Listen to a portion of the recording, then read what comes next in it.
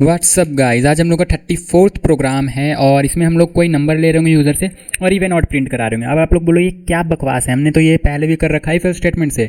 तो मैं आप लोगों को बोलूँगा मैं यहाँ पे स्विच केस स्टेटमेंट से मतलब स्विच केस कंस्ट्रक्टर से करने वाला हूँ। फिर आप लोग बोलोगे ये भी तो सिंपल है, जैसे हम लोगों ने पिछला प्रोग्राम बनाया था वीक का 1 2 3 4 करके प्रिंट करा रहे थे वैसे ही करा देंगे। तो मैं बोलूँगा बहुत बकवास मेथड है, मैं दूसरे मेथड से बताऊँगा। फिर आप लोग बोलोगे मैंने उस मेथड से भी बना रखा है, लेकिन मैं आप लोगों को बोलूँगा मैं उस मेथड से भी बताऊँगा जिस मेथड से आप लोगों ने नहीं सोचा होगा। मतलब बहुत लोगों ने सोच भी लिया होगा, लेकिन फिर भी मैं यहाँ पे 2 मेथड बताने वाला हूँ, लेकिन वो मैनुअल वाला मेथड नहीं जो आप लोग अभी सोच रहे हो, ठीक है। और वो 2 मेथड कौन सा होगा मैं आप लोगों को सीधे करके दिखाता हूँ।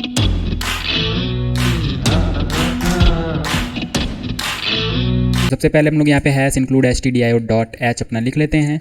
इंट मेन बिना देर किए जल्दी जल्दी जल्दी जल्दी करेंगे यहाँ पे इंट मेन, और यहाँ पे अपना एक वेरिएबल डिक्लेयर कर देंगे इंट नम नाम का, और यहाँ पे यूज़र से मांग लेंगे कि आप एक नंबर डालिए, ठीक है। मतलब अच्छे से मांगेंगे, भीख नहीं मांगेंगे। यहाँ पे प्रिंट एफ और यूज़र को बोलेंगे आप एक नंबर डालिए। आप लोग इंटर ए नंबर ऐसे भी लिख सकते हो, मैंने हिंदी में लिख दिया आप एक नंबर डालिए। और बैकस्लैश एन की यहाँ पे ज़रूरत नहीं, आप लोगों को पता है हम लोग हमेशा से करते आ रहे हैं। और यहाँ पे नम में स्टोर करा देंगे और यहाँ पे अब यूज़ करेंगे स्विच केस कंस्ट्रक्टर। आप लोग बोलोगे स्विच केस स्टेटमेंट, तो वो भी सही है, ठीक है। स्विच केस कंस्ट्रक्टर का यूज़ करेंगे। और कैसे करेंगे आप लोग सोच रहे हो मैनुअल, हम लोग यहाँ पे ऐसे लिखेंगे स्विच, और क्या स्विचिंग करना है तो नंबर का स्विचिंग करना है, तो यहाँ पे नम लिख देंगे और यहाँ पे लिखेंगे केस 1। और फिर मैं आप लोगों को बताता हूँ आप लोग अभी कैसे सोच रहे होगे। आप लोग सोच रहे होगे यहाँ पे हम लोग क्या मैं लिख रहा हूँ, यहाँ पे डायरेक्ट हम लोग प्रिंट करा देंगे कि वन इज़ ऑड, ठीक है। इस तरह से कर लेंगे और फिर उसी तरह से 2 is even, 3 is odd, 4 is even, इस तरह से हम लोग एक एक करके करेंगे। लेकिन ये बहुत बकवास तरीका है करने का, इस तरीक़ा से हम लोग नहीं कर रहे होंगे। हम लोग किस तरीक़ा से कर रहे होंगे, हम लोग यहाँ पे बस एक बार सारे ऑड नंबर को लिख देंगे, ठीक है। एक बार सारे ऑड नंबर को लिख देंगे, केस 1 केस 3 भी ऑड है, ठीक है, तो केस 3, और फिर उसी तरह से केस 4, फिर उसी तरह से सॉरी केस 4 कहाँ से आ गया, केस 5, फिर उसी तरह से केस 7। लेकिन हाँ यहाँ पे ये लिमिटेड हो जाएगा, कुछ दूर तक ही हम लोग लिख पाएंगे, ऐसा नहीं कि सारा हम लोग लिख लेंगे। हम लोग यहाँ पे 10 तक लिख के देखते हैं, ठीक है। लेकिन एक और तरीका है जो कि स्विच के स्टेटमेंट से ही करेंगे, और उसमें हम लोग कितना भी नंबर ले पा रहे होंगे। इसमें तो कुछ लिमिटेड हो जाएगा ना, लेकिन उस मेथड से हम लोग कितना भी नंबर ले पा रहे होंगे, और वो मैं आप लोगों को लास्ट में बताऊंगा। अगर ये आता है तो स्किप करो और लास्ट वाला देखो, टाइम वेस्ट मत करो। काफ़ी बेसिक बेसिक सी चीज़ें हैं, जो प्रोग्राम आ रहा है वो सीधे सीधे स्किप कर दो, वीडियो स्किप कर दो और आगे एडवांस प्रोग्राम आप लोग देखो। तो केस 7 यहाँ पे, और फिर उसके बाद एक आता है केस 9, और फिर उसके बाद 10 तक ही जाना है, तो इतना ही होता है यहाँ पे अपना ऑड, बाकी तो इवन हो जाते हैं। तो यहाँ पे हम लोग इतना यहाँ पे, मैं आप लोग ध्यान से देखो मैं यहाँ पे ब्रेक यूज़ नहीं कर रहा हूँ, ठीक है। अब क्यों यूज़ नहीं कर रहा हूँ मैं आप लोगों को अभी बताता हूँ। अगर आप लोगों को स्विच के स्टेटमेंट का कॉन्सेप्ट अच्छे से क्लियर नहीं है तो मैं यहाँ पे लिखूँगा प्रिंट एफ गिवन नंबर, या आप लोग एम फर्स्ट यहाँ पे %d लगा के भी लिख सकते हो, तो जो नंबर है वो नंबर के साथ यहाँ पे अच्छी फॉर्मेटिंग के साथ आएगा। या मैं वैसे ही लिख दूँ, क्या चलो लिख ही देता हूँ %d इज़ ऑड, ठीक है। %d इज़ ऑड और कॉमा देके यहाँ पे लिख देंगे नम, तो जो नंबर भी आप लोग इनपुट करोगे यहाँ पे अच्छी फॉर्मेटिंग के साथ यहाँ पे आ जाएगा %d इज़ ऑड, और यहाँ पे एक बैकस्लैश एन भी डाल ही देते हैं, ठीक है। अब यहाँ पे देखो होगा क्या, केस 1 में आएगा, ठीक है। अब मैंने इसको ऊपर क्यों नहीं लिखा, सबसे लास्ट में क्यों लिखा, मैं इसको एक बार ऊपर भी लिख सकता था, लेकिन ऊपर लिखता तो होता क्या, केस 1 में आता और देखता कि ऑड है तो ऑड प्रिंट कर देता। लेकिन मान लो मैंने 1 नहीं डाला 5 डाला, तो 1 चेक होता, 3 चेक होता, 5 चेक होता, और 5 में कुछ होता ही नहीं तो प्रिंट ही नहीं करता। लेकिन अभी क्या होगा, 1 चेक होगा, मैंने मान लो 1 डाला तो 1 आया, फिर उसके बाद गया गया गया, ये सब में नहीं है, लेकिन लास्ट में यह क्या होगा, प्रिंट करा देगा। सीक्वेंस में चलेगा, ब्रेक नहीं होगा, लगातार सारे ही चलेंगे, एक भी छूटने वाला नहीं है इसमें, क्योंकि मैंने ब्रेक यूज़ ही नहीं करा है। और अब मैं यहाँ पे ब्रेक यूज़ करूँगा, ठीक है, ताकि क्योंकि इसके बाद मुझे ब्रेक करना है अपना यहाँ पे सीक्वेंस को, और ब्रेक करने के बाद फिर से अब अपना इवन का स्टेटमेंट लिखेंगे, केस 2, ठीक है, केस 4।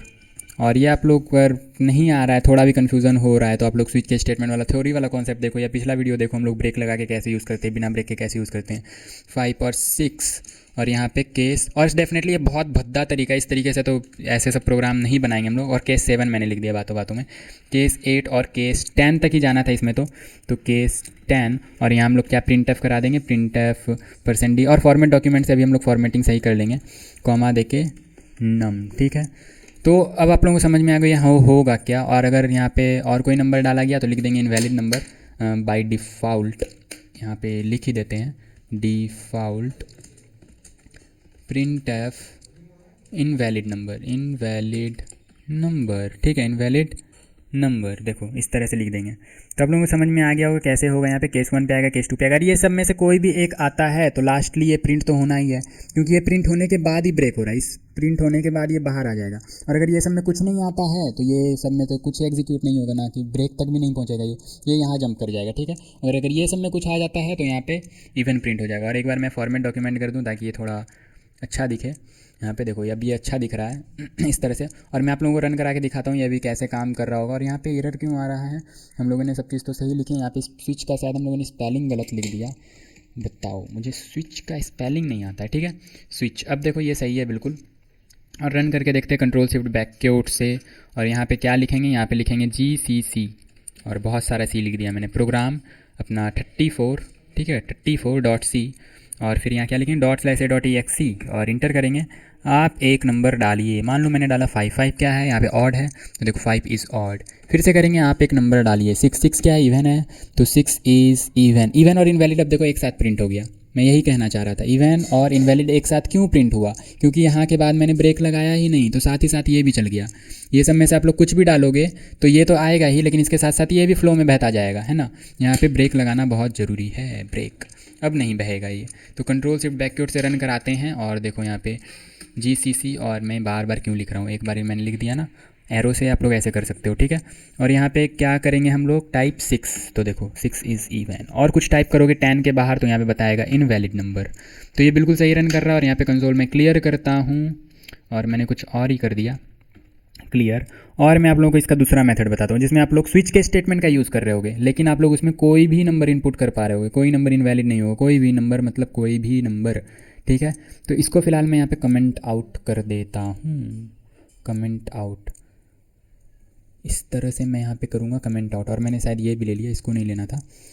तो यहाँ पे मैं सबसे पहले जल्दी से इसको, और मैं पेन टैब का यूज़ कर रहा हूँ तो थोड़ा स्लो हो सकता है। यहाँ पे आप लोग माउस का यूज़ करोगे तो डेफिनेटली।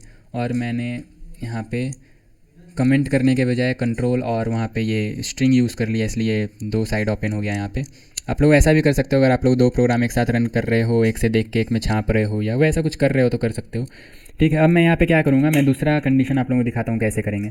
हम लोग यहाँ इंट नम तो बनाएंगे ही, या नम तो हम लोगों ने बना रखा है ना, उसी को अनकमेंट कर देते हैं ना। उसको हम लोगों ने क्यों कमेंट कर लिया, बार बार क्यों लिखना है, ये इसको अनकमेंट रहने देते हैं, ठीक है। इसको अनकमेंट कर देते हैं और अपना डायरेक्ट यहाँ पे स्विच के स्टेटमेंट लगाते हैं, ठीक है। तो इस केस में हम लोग कैसे करेंगे, यहाँ पे मेथड 2 मैं लिख देता हूँ, मेथड 2, ठीक है। और इसमें हम लोग कैसे करेंगे, सबसे पहले हम लोग रिमाइंडर कैलकुलेट करेंगे, रिमाइंडर। और रिमाइंडर कैलकुलेट करने से होगा क्या, मैंने आप लोगों को बताया था कि हम लोग इवन और निकालना होता है तो हम लोग रिमाइंडर ही कैलकुलेट करते हैं। रिमाइंडर 0 आया मतलब पूरा पूरा डिवाइड हो गया 2 से, तो हम लोग बोल देंगे इवन। रिमाइंडर कुछ बच गया उसमें तो हम लोग उसमें क्या बोल देंगे, ऑड हो जाएगा वो, ठीक है। तो रिमाइंडर कैलकुलेट करेंगे नम मॉड्यूलो 2, और मॉड्यूलो ऑपरेटर से रिमाइंडर आता है। और मैंने यहाँ रिमाइंडर इनिशियलाइज नहीं किया है, तो मैं यहाँ सबसे पहले रिमाइंडर को इनिशियलाइज कर देता हूँ। और यहाँ पे बहुत एक खास कॉन्सेप्ट है, वो मैं आप लोगों को बताता हूँ, ठीक है। आप लोग ध्यान से सुनना, हालांकि बहुत बेसिक है लेकिन बहुत इंपॉर्टेंट कॉन्सेप्ट है ना। तो मैं आप लोगों को यहाँ पे बताता हूँ। अगर आप लोगों को यहाँ पे सबसे पहले मैं स्विच स्टेटमेंट लिखता हूँ तो आप लोगों को अच्छे से समझ में आएगा। स्विच, ठीक है। और किसका स्विचिंग कर रहे होंगे, डेफिनेटली इस बार रिमाइंडर का स्विचिंग कर रहे होंगे, क्योंकि नम चेंज हो रहा होगा और साथ ही रिमाइंडर भी चेंज हो रहा होगा। 0 1 0 1 0 1, और 0 1 पे ही हम लोग यहाँ पे काम कर रहे होंगे, ठीक है। केस यहाँ पे हम लोग डालेंगे 0, और 0 में यहाँ पे प्रिंट एफ करा देंगे। 0 मतलब क्या, रिमाइंडर 0, रिमाइंडर 0 हुआ मतलब नंबर इज़ इवन, रिमाइंडर 0 हुआ मतलब नंबर इज़ इवन। और चाहो तो \n लगा दो, नंबर इज़ इवन, ठीक है। और यहाँ पे लिख देंगे साथ में ब्रेक, क्योंकि अब ब्रेक यूज़ करना है। यहाँ पे 2 ही केस हो सकते हैं, या तो 0 या तो 1। तो अगर 0 आएगा तो इवन, और अगर 0 नहीं आया तो यहाँ पे क्या आएगा, डेफिनेटली 1 आएगा। अब यही मैं कहना चाह रहा था, यहाँ पे कोई और नंबर आ ही नहीं सकता, या तो 0 आएगा या तो 1 आएगा।